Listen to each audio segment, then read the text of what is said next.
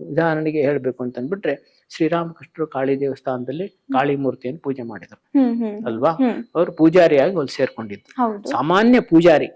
ಈಗ ಆಗಿನ ಕಾಲದಲ್ಲಿ ಪೂಜಾರಿ ಅಂತ ಅಂದ್ಬಿಟ್ರೆ ಬಹಳ ಕೆಳಮಟ್ಟದಲ್ಲಿ ಪರಿಗಣಿಸ್ತಾ ಇದ್ರು. ಅಯ್ಯೋ ಪೂಜಾರಿ ನಾನಾ ಅಂತ ಅಷ್ಟು ನಿಕೃಷ್ಟವಾಗಿ ಪರಿಗಣಿಸ್ತಾ ಇದ್ರು. ಆ ರೀತಿ ಅವರು ಜೀವನ ಪ್ರಾರಂಭ ಆಯ್ತು ಅಧ್ಯಾತ್ಮ. ಈ ಮೂರ್ತಿ ಹಿಂದೆ ಏನಾದ್ರು ಸತ್ಯ ಇದೆಯಾ? ಇದು ಬರೀ ಕಲ್ಲಿನ ಮೂರ್ತಿನಾ? ಕಲ್ಲಿನ ಮೂರ್ತಿಯನ್ನ ಪೂಜೆ ಮಾಡಿದ್ರೆ ಏನ್ ಪ್ರಯೋಜನ? ಇದ್ರ ಮುಂದೆ ನಾನು ನಿಜವಾಗೂ ಕೂಡ ಇದರಲ್ಲಿ ಕಲ್ಲಿನ ಮೂರ್ತಿನ ಪೂಜೆ ಮಾಡ್ತಾ ಇದ್ದೀನೋ ಅಥವಾ ಅದ್ರ ಹಿಂದೆ ಏನಾದ್ರು ಸತ್ಯ ಇದೆಯೋ? ಈ ಸ್ಟಾರ್ಟೆಡ್ ಥಿಂಕಿಂಗ್. ಮೃಣ್ಮಯ ಮೂರ್ತಿ ಅವ್ರು ಚಿನ್ಮಯ ಮೂರ್ತಿ ಆಗ್ಬಿಡ್ತು. ಎಷ್ಟರ ಮಟ್ಟಿಗೆ ಅವರು ಅದರಲ್ಲಿ ದೇವಿಯನ್ನು ಕಾಣ್ತಾ ಇದ್ರು, ಭಗವಂತನ ಕಾಣ್ತಾ ಇದ್ರು ಅಂತ ಅಂದ್ಬಿಟ್ರೆ ಅವರು ಆಮೇಲೆ ಫಾರ್ಮಲ್ ಪೂಜೆ ಮಾಡೋಕ್ ಆಗ್ಲೇ ಇಲ್ಲ ಅವರಿಗೆ. ಅವರು ಇದ್ದಕ್ಕಿದ್ದಂಗೆ ಪೂಜೆ ಮಾಡ್ತಾ ಮಾಡ್ತಾ ಸಮಾಧಿ ಹೋಗ್ಬಿಡ್ತಾ ಇದ್ರು.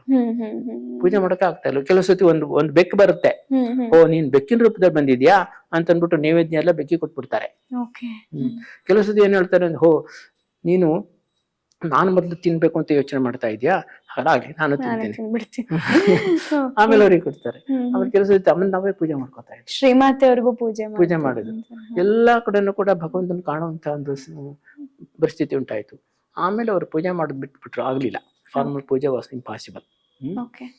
ಅದನ್ನ ಅವ್ರ ಜೀವನದಲ್ಲಿ ನಾವು ನೋಡ್ತೀವಿ.